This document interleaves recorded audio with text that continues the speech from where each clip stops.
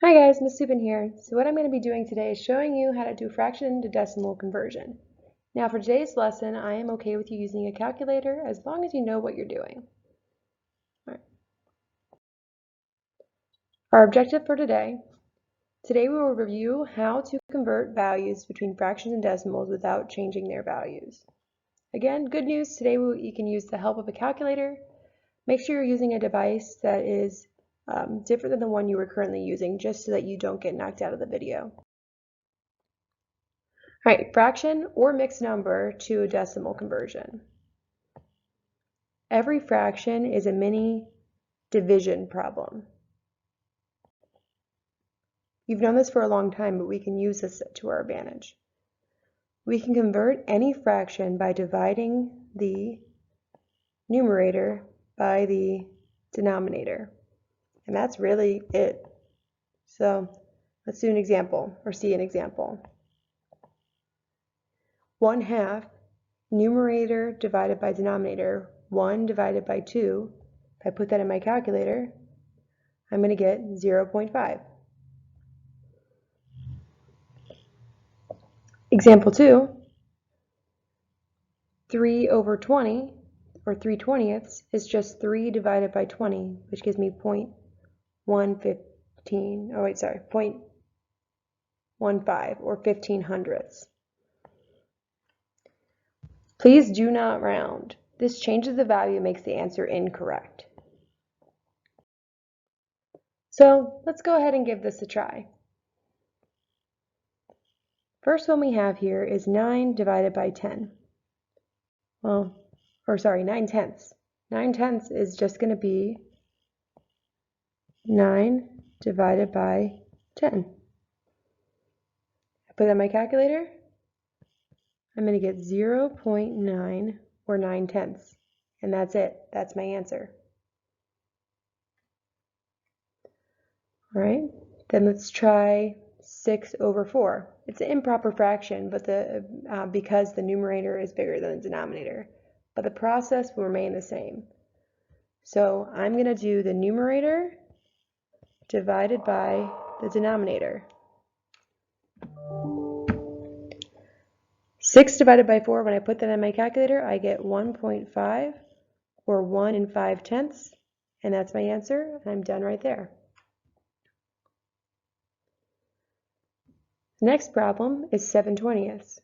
Again, I'm just going to do numerator divided by denominator. 7 divided by 20 is what I'm going to put in my calculator, and I get 0.35. Oh, something weird there.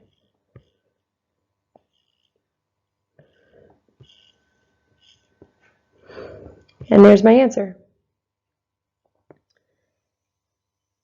Last one here, we have 3/4. Again, we're going to be doing 3, our numerator, divided by 4, our denominator, and we're going to get 0.75, or 75/100. If you need more time on the screen, you can pause the video here, but I'm going to go ahead and move on. Special cases. We look at some really nice looking fractions. First kind of special case is if there's a whole number in the front. So for example, this is a mixed number, 6 1/5. First thing we're going to do is convert the fraction part with division. So we're going to do the fraction 1/5, 1 divided by 5, to get 2/10. Now 6 1/5 is not equal to 2/10. 0.2 is worth less than 1. We want something that's worth more than 6 1/5. So what we have to do second is add the whole number back to the final value. So we have the whole number 6 plus that 0.2 that we had from our 1/5. So 6 1/5 will be equal to 6.2. This is our final answer.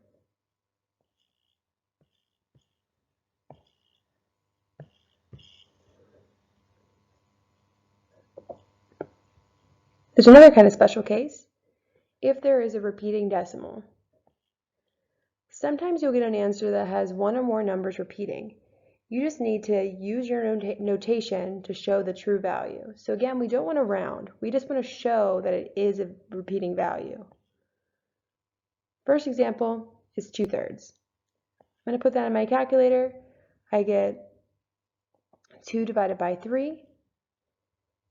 You'll notice that your calculator does something strange. If you haven't already, put it in your calculator. 2 divided by 3. My calculator said 0.6666667. Now it's not that there's 6 sixes and then a 7. What happened is that 6 is going to be happening forever, but the calculator doesn't have enough space to show that. So instead, the last digit will automatically round. Remember, we don't want to round, it changes the value. So the real answer is 0.66666 repeating forever. I use the ... to show it keeps going. However, in math, we have a way of showing if something is repeating. We show something is repeating by putting a hat over top the numbers that are repeating. Here it's the 6, so I can show this by 0.6 with a hat on top of the 6. This means that the digit 6 will go on forever. This is our math language, is something you need to learn and something you need to recognize. Let's give that a try. So here we have 4 and 2/5. Let's first start by converting 2/5 into a decimal. Well, 2/5 is a mini division problem. 2 divided by 5 is 0.4. Now this isn't our final answer because 0.4 is between the whole numbers 0 and 1. Our original problem was 4 and 2/5. So if 2/5 is 0.4, I need to add on that whole number 4.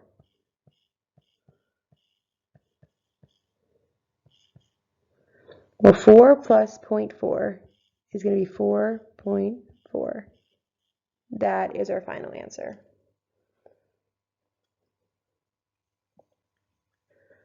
All right, let's give 15 and 3/10 a try.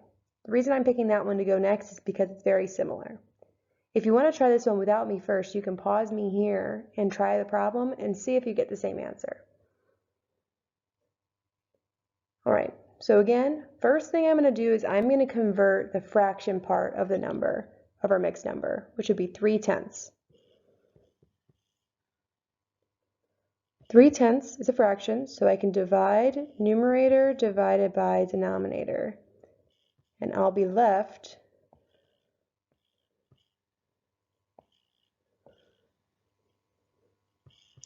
with 3/10, or 0.3. I forgot my 0, sorry about that. 0.3. Now again, we don't have the true value because that 3/10, or 0.3, is equal to 3/10. So what I'm going to do is I need to add on that whole number that we haven't used yet. So I need to do 15 plus my answer for that fraction, and I'll get 15.3. Remember, when you add, you have to line up your decimals. If you're not so confident with adding decimal numbers, use your calculator. Here's our final answer. It uses the value of the whole number and the value of the fraction. 15 and 3/10, 15.3. All right, let's try 2/9 next.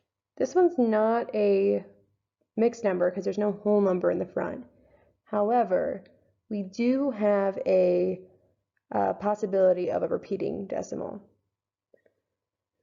I'm going to go ahead and put this in my calculator, numerator divided by denominator.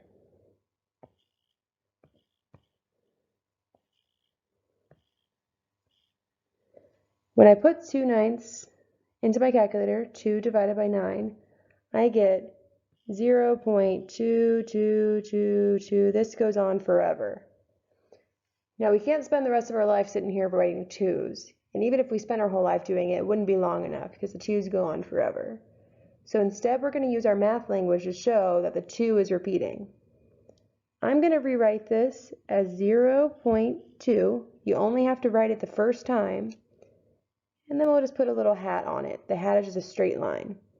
That tells me that that 2 repeats forever and ever and ever. This is the real value of 2/9. Let's try 5/6. Again, if you want to try this on your own, you can. I'm going to go ahead and do the problem, but you can pause me and then check your answer with me if you'd like. All right, 5/6 is there's no whole number in front, so I don't have to worry about anything there. But I do need to divide this fraction by doing numerator divided by denominator. I'm going to put in my calculator 5 divided by 6, and I get 0.833333, and then ... goes on forever. Now, the 3's are the only number that's repeating. Again, we can't sit here and write 3's for the rest of our lives and then give it to our kids to write for the rest of their lives and have them give it away. We can't sit here forever. So instead, we're going to use our math language to show it's 0.83 forever. So the 0.8 will be the same as normal because that only happens once. But then we're going to put a 3 at the end with a little hat on it. The hat should stop above just the 3 because the 3 is the only number that's repeating forever. This is our final answer. Hopefully that helps. We're going to keep trying that in class. We'll see you again soon.